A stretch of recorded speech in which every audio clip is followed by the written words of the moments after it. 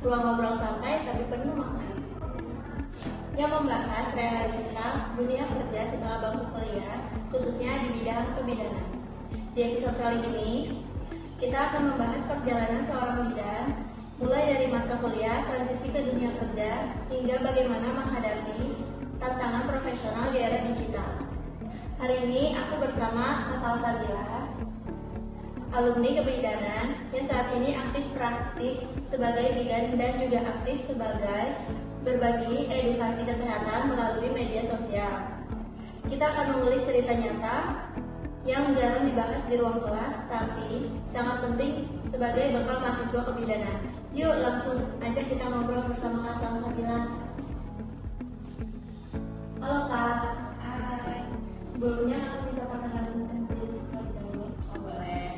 Sebelumnya, Assalamualaikum warahmatullahi wabarakatuh. Perkenalkan, saya dengan Salsabila Nadia Firdaus, alumni dari Universitas Muhammadiyah Jakarta angkatan kedua. Terima kasih Kak, senang banget bisa ngobrol bareng sama Kak Salsabila. Supaya Kak, aku pengen tahu sedikit nih cerita Kakak tentang pengalaman Kakak pertama kali Kakak masuk kebidanan tuh alasannya apa? Kalau untuk alasan sendiri, sebenarnya di awal itu nggak ada niat untuk masuk terjun di dunia kesehatan. Salah satunya mungkin kebidanan. Karena basicnya saya itu sebelumnya kuliah di luar negeri, di Malaysia, ambil jurusan bisnis manajemen. Tapi karena beasiswa yang cuma dapat 1 tahun, mau nggak mau harus pulang lagi ke Indo dan mikir lagi mau kuliah apa ya di sini. Gitu. Karena ketika beasiswa itu tidak dilanjutkan, maka biayanya full di tahun kedua, tahun ketiga, tahun keempatnya. Dan basic saya ingin punya adik 5 perempuan. Jadi di situ saya harus berpikir kerasnya tidak buat merepotkan orang tua. Jadi saya balik ke Indo masih mikir, masih nanya pendapat orang tua, baiknya kuliah di mana, kuliah apa. Tapi ternyata orang tua menyarankan di kebidanan. Jadi balik lagi itu niat awal dari orang tua. Kita sebagai anak mengikuti arahan orang tua. Nah, cara jalanin kuliah di kebidanan itu bagaimana? Cara gimana ya maksudnya? Cara untuk menjalanin dari semester 1, 2, 3 yang supaya mengerti. Kan awalnya Kakak dari manajemen nih, tiba-tiba kerjanya ke kesehatan. Nah itu bagaimana? Soalnya aku juga dari akuntansi kan Kak. Oh, nah tiba-tiba aku disuruh orang tua juga maksudnya ke kesehatan. Oke. Sebenarnya basicnya nggak ada sama sekali karena saya 6 tahun saya pesantren. Jadi SMP, SMA saya pesantren. Terus terjun ke kuliah, ternyata kuliahnya bisnis di awal. Nggak ada dunia bisnis juga, tapi karena basicnya pas kuliah itu IPS masih ada lah ya kayak sosialisasi gitu. Nah, masuk ke dunia kesehatan pasti kaget karena nggak terlalu banyak yang diketahui lah tentang kesehatan. Makanya pas di kuliah tuh ya mengikuti aja alur dari dosennya karena di awal masuk terjun itu S1, jadi mungkin lebih banyak materi-materinya dan itu dimulai benar-benar dari nol. Setidaknya kita tetap pasti punya basic anatomi ya, untuk anatomi kesehatan atau sedikit-sedikit dan diperdalam mungkin di dunia kebidanan. Jadi kalau gimana proses perkuliahannya yang mengikuti aja, yang penting kita masuk kuliah, kita mengikuti tugas-tugas yang diberikan sama dosen, itu pasti membuat kita jadi lebih pintar. Iya Kak, kalau untuk tips Kakak belajar buat Kakak lulus sampai profesi ini kayak gimana? Tips belajarnya mengikuti aja sih, gak ada yang namanya tips khusus kayak gitu, enggak. Karena kalau menurut saya pribadi nggak ada yang namanya mana mahasiswa bodoh, mana mahasiswa pintar. Yang ada mana yang rajin, mana yang tidak gitu. Jadi harus rajin. Ketika kita nggak bisa, bukan berarti kita nggak harus ngerjain tugas itu, jadi tetap dijalani. Nah, aku mau tanya Kak, kan habis Kakak lulus itu, Kakak langsung terjun kerja atau Kakak langsung buka klinik? No, saya memulai semuanya pada saat kuliah. Karena basic orang tua saya balik lagi bukan yang namanya memfasilitasi. Kayak ini mau jajan kamu ya udah 50.000 itu saya atur benar-benar untuk bayar bensin, untuk sarapan, untuk makan siang, rasanya murah. Ya, karena teman-teman saya yang lain ada yang diantar sama orang tuanya untuk kuliah ya, kayak mungkin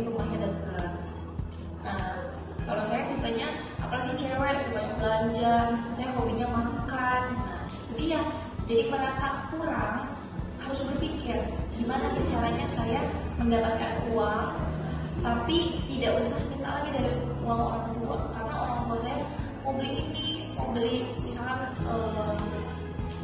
apalah kayak misalkan baju baru ya, orang tua saya ya bukan menurut orang tua saya itu bukan kewajiban yang harus dikeluarin terus-terusan.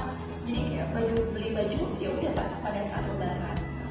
Yang namanya cewek pengen banget yang namanya ada tren sekarang kayak gitu bajunya, kita pengen beli kan.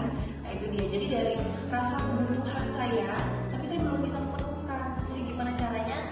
Jadi saya akhirnya berinisiatif kayaknya gak apa deh jadi tukang pijit aja gitu. Jadi dari kuliah semester 3 saya udah terjun untuk ngongker. Jadi ketika kuliah kuliah dari jam 8 sampai jam 3, di atas jam 3 itu saya langsung ngongker.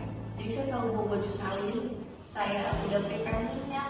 Nah udah ntar saya pulang baru nyampe rumahnya bisa, tapi saya happy karena saya uang gitu. Nah, kalau kan dari kuliah itu langsung kerja gitu ya Kak. Nah Kakak manajemen waktunya buat ngerjain tugas itu gimana sih Kak? Agak susah ya sebenarnya ya, tapi ya balik lagi karena mau dapatnya dua-duanya, ya mau nggak mau dua-duanya harus kita jalanin. Tugas kita jalanin, kerja juga kita jalanin. Dan ketika kuliah itu mungkin waktu saya tidak sebanyak teman-teman saya untuk nongkrong, hahihi, ngobrol-ngobrol ya. Terus kalau nggak pas lagi ada kerja kelompok gitu ya kayak kalian, itu saya kalau udah selesai wawancara saya langsung pergi lagi untuk rumah pasien. Jadi nggak yang namanya kita ngomong dulu yuk, itu saya nggak ikut. Jadi saya bisa dibilang saya ketika di kuliah itu mungkin sosoknya introvert gitu. Introvert untuk bersosialisasi dengan teman-teman. Jadi kayak sedikit ada batasan karena saya mau menjalani di luar sana ada pasien saya. Nah, kan Kakak kerja, Kakak kuliah, nah momen apa yang Kakak paling ingat waktu kuliah yang paling berkesan?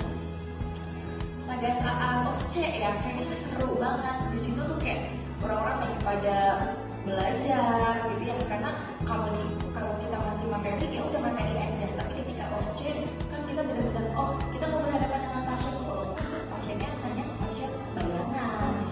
Tapi itu menurut saya yang nggak bisa saya lupain. Ada yang dapat masukan-masukan dari para dosen, mungkin masih kita yang kurang gitu. Jadi keterampilan apa yang kita terapin ke pasien yang OSCE itu ternyata masih banyak masukan dari dosen-dosen. Nah, kalau boleh tahu perjalanan Kakak untuk bisa sampai saat ini bagaimana ya Kak? Oke, jadi saya memulai ini dari bangku trimester 3 ya. Saya masih kuliah, harus menyisihkan waktu saya ya, itu masih home care aja. Jadi saya habis pulang kuliah saya lanjut ketemu pasien, bisa 2 pasien, 3 pasien gitu ya. Terus saya jalanin sampai semester 5 saya punya karyawan saya itu siapa? Itu masih teman sendiri. Jadi saya punya tim 3 termasuk dengan saya punya tim home care-nya 2 karena permintaan yang tinggi ya, permintaan yang meningkat, jadi saya butuh tim nih, saya harus merekrut. Tapi saya tidak bisa yang namanya, karena di sini saya yang punya spanya, saya nggak bisa yang namanya kedua ini harus menjadi owner juga, tidak bisa. Jadi kita mau nggak mau harus memutuskan. Teman saya yang 2 ini, mereka saya rekrut menjadi seorang karyawan, karena tidak boleh yang namanya owner ada 3, bingung nanti yang ada. Jadi teman saya yang 2 itu termasuk dengan mereka adalah salah satu sahabat saya ya, yang membantu perjuangan saya juga bisa sampai sekarang ini. Kita bertiga ini menjadi seorang tim ya, ibaratnya dikepalai oleh saya gitu. Memonitoring ketiga teman saya gitu ya. Jadi untuk membagi orderan itu masih saya yang membaginya ya. Akhirnya happy. Saya ada kemauan untuk punya klinik. Dari mana? Dari tabungan saya. Saya punya tabungan dari mana? Karena saya untuk membangun klinik ini modalnya ada di 80 juta. Ada di mana? Bingung kan? Untuk mencari 80 juta nggak mau pinjam bank, nggak mau pinjam dari uang orang tua ya. Walaupun basicnya orang tua saya orang mampu, punya karena tadi rasa malu saya ke orang tua karena udah dibiayain kuliah. Jadi saya berpikir untuk mengambil dari uang tabungan. Uang tabungan dari mana? Saya ikut live juga. Live TikTok itu dari zaman saya kuliah itu mungkin sudah ada ya, zaman saya kuliah baru 3 tahunan yang lalu lah. Itu kakak saya punya produk body care, jadi saya yang ikut untuk live. Jadi dari live 2 tahun itu saya terkumpul uang 80 juta. Gimana membaginya? Karena udah kuliah juga, udah pijit juga, saya live juga. Jadi saya membagi waktu lagi itu di malam hari. Saya live dari jam 9 sampai jam 1 pagi. Jadi nggak ada yang namanya perjalanan kerja. Saya selalu sempetin. Contoh misalkan kuliah ada dari jam 8 sampai jam 10. Mulai lagi di jam 1. Saya ngapain 2 jam, 3 jam itu nanti ketemu jam 1. Saya balik ke rumah kakak saya nge-live 2 jam. Jadi saya nggak ada istirahat. Nah itu yang saya bilang, saya mungkin bisa dibilang masa saya kuliah untuk bersama teman-teman itu sedikit. Karena kenapa? Karena saya selalu memanfaatkan waktu 2 jam, 3 jam itu untuk mencari uang. Gitu. Karena kan mau semuanya, betul nggak? Di awal saya bilang, saya kebutuhannya banyak, saya suka jajan. Jadi gimana caranya? Saya harus menyisihkan waktu saya. Gitu. Ya. Jadi tadi uang yang 80 juta tadi udah terkumpul, jadilah klinik seperti ini. Setelah saya lulus S1, klinik ini sudah jadi kurang lebih 2 tahun klinik ini sudah ada. Nah, setelah menjadi sekarang ini saya punya karyawan ada 5, ada bidan, ada perawat. Ya. Jadi bukan berarti seorang bidan, karyawannya bidan aja. Seorang perawat bisa menjadi teamwork kita juga, gitu ya. Udah gitu saya sudah punya karyawan 5, alhamdulillah sampai sekarang ini ada kakak-kakak bidan dari UMJ juga, angkatan di bawah saya yang saya rekrut juga ya, mungkin dia juga sangat ingin terjun dunia yang sama di dunia bisnis ini. Jadi saya rekrut, jadi di sini ada 2 perawat, ada 3 bidan. 2 bidan, salah satunya dari UMJ, angkatan persis di bawah saya. Setelah klinik ini jadi 2 tahun, rasa percaya diri saya semakin tinggi.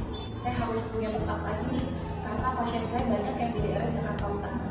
Jadi saya punya cabang lagi, ini cabang pertama, cabang keduanya ada di daerah Koja. Nah itu klinik saya yang kedua. Klinik yang kedua yang kurang lebih baru 6 sampai 8 bulanan baru berjalan. Itu aja perjalanan saya dan saya sangat menikmati karena dari awal saya happy. Intinya di awal gak ada yang namanya langsung bisa sebesar ini, bisa sehebat ini. Pasti perjalanannya panjang. Yang tadi saya harus menyisihkan waktu, saya panas-panasan, hujan-hujanan. Karena kan home care kita mau nggak mau naik motor. Kemana-mana kita keliling ke rumah pasien naik motor. Tangan belah, kaki belah. Kalau sekarang kalau punya uang, bisa terawat, bisa keurus, bisa beli baju yang layak. Malah bukan yang layak, yang kita pengen bisa kebeli. Jadi kalau menurut saya cari uang gak harus kamu lulus dari kuliah.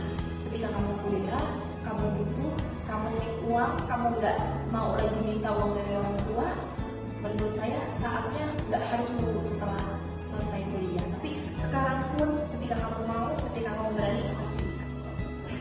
Saat ini aku mau nanya nih Kak, kan kakak itu kuliah dari S1 sampai profesi. Nah hal apa yang bikin kakak kaget waktu kakak menjalani perjalanan di dunia pekerjaan kesehatan sama di farmasi ini? Gimana pada saat di dunia Kuliah sama di kerjaan itu kaget nggak Kak? Beda nggak?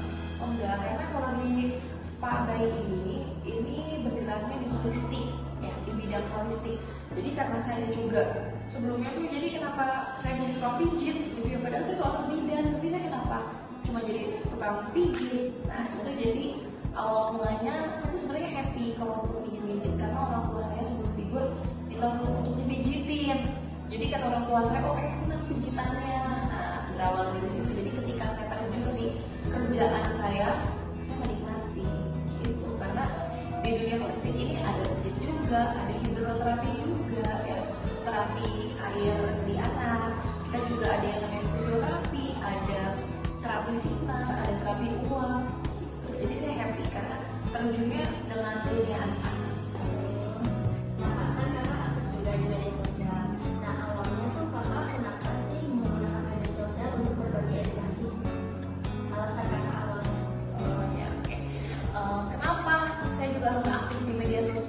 Karena hal yang pertama pasti saya pengen mempromosikan klinik saya.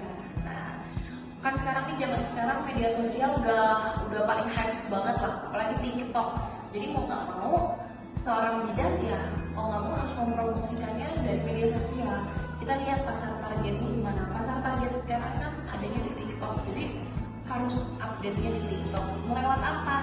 Untuk basic background TikToknya itu tentang apa? Nah, salah satunya mungkin dengan cara edukasi.